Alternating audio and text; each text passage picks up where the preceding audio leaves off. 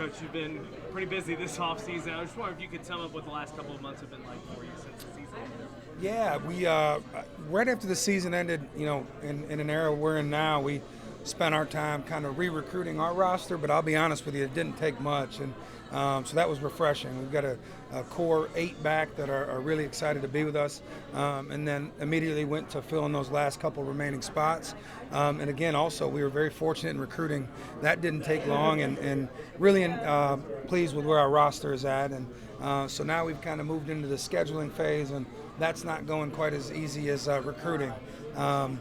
Power Fives were a lot more excited about playing us last year than they are now. So we're struggling to get games right now, but we're working through it. And our guys come back this coming week, and we'll start our summer workouts on June 3rd. A lot of success in year one. Took the team to the Sun Belt Conference Championship game, obviously postseason as well. What was throughout the entire season? That process from day one to there to get there, the hard things that you had to get through, maybe some things started coming a little bit easier as the process went along. Yeah, I said it, probably this time last year when I was announcing our games at Wisconsin, at Iowa, at Louisville, at Alabama, at Belmont, and everybody thought I was crazy, and they may still think that, but we took some lumps early, but we got better from it, and that's why I'm a firm believer in playing the schedule that we did. I think we got better with those losses. I think by the time we hit that break in Sun Belt play where you're starting to get people for a second time, I thought we were playing the best basketball that we had played all year, and some of the best basketball in the Sun Belt. Obviously, that proved to be the case down the stretch in the last month and a half. So really excited about the growth of our guys and the connectivity of the group. This was one of the closest groups I've ever been around, and we've got a good core of that coming back, so really excited. Coach, Caleb Fields was the glue to so many teams. Now he's gone. Do you feel like you have the point guard on the roster that's going to take over that legacy? No, we're going to play without a point guard this year. No, I'm just kidding.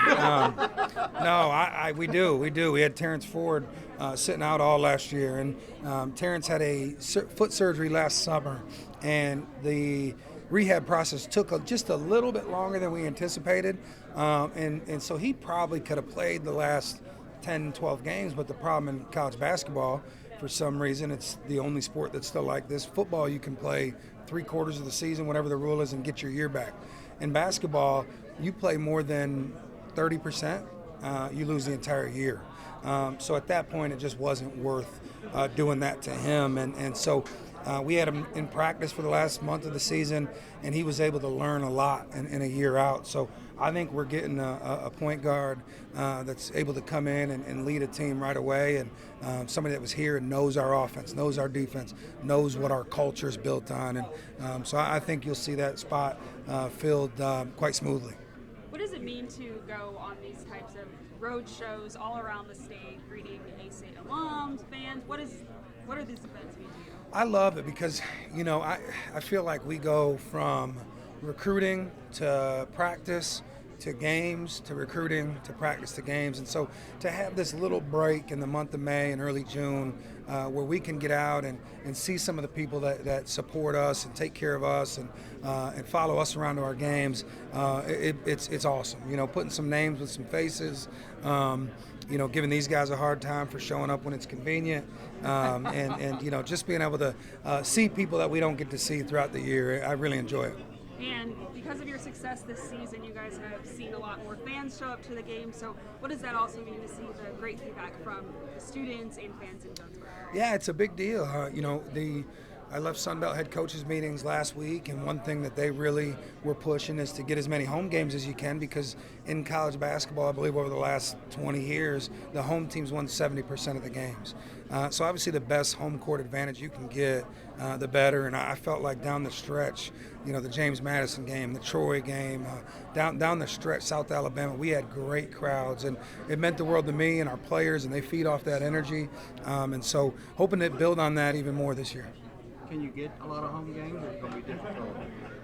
You got any money to give us? $10. That's not going to get us a home game. No, we're trying, and it's the problem with home games is everybody wants bought. People that are in the leagues, the leagues that are supposed to be above us aren't going to come play us at home. and the teams that are in the leagues that are considered below us, they want money to come play us at home. And so when you can't get the teams in the leagues above us to pay us to go play there, it's hard to turn around and pay people to come play us at home. So we end up with home and homes. Well, the deal with home and homes, we might get the home side this year, but then we're returning those next year. So you got to make sure you're not lopsided. So we're in the middle of kind of a balancing act, but we are going to try to get home games as many as we can. The league actually implemented that they want a average of 13 home games a year, which I think is great. That's the number we played last year, and then that number will actually increase. The league will require 14 in 2 years, and so we want to get to 14 or 15 home games. That's the goal. I don't know what the NCAA rules are with transfers and when you're able to talk about them. Are you able to with compliance? All the ones that are signed, we can, yes. So I was wondering if you could just give a little bit of an update on those guys that you were able to add this offseason. Well, I'm excited. Joseph Pinion and his family are here tonight, which is phenomenal, and really excited to get him and Rashad Marshall, 2 in-state guys, to join us, and both with, great. I really think a great opportunity, both obviously coming from the SEC. Rashad only spent his freshman year there, played behind some veterans, and Joseph, same thing. At Arkansas, played behind some veterans for the last couple of years, and I really think that he fits exactly what we want to do on both sides of the ball with his size and his offensive skill set. And then, obviously Kobe Julian was the leading scorer in the Sun Belt, one of the best players in the league for the last 4 years. And so, really excited to get him. He's one of the best offensive players in the league, if not the best. And Cody Head, coming from Lipscomb, had an outstanding freshman year. If you look at his percentages and what he did in a limited minutes role, I think he adds some much-needed depth to our backcourt. So we're really excited. We've got a couple walk-ons coming in that had scholarship opportunities at other places that are going to walk on for us. Because they don't sign a letter of intent, I can't say their names, but excited about them. And then again, our freshman class is the best to ever sign at Arkansas State, and we're really excited about them as well. You guys good?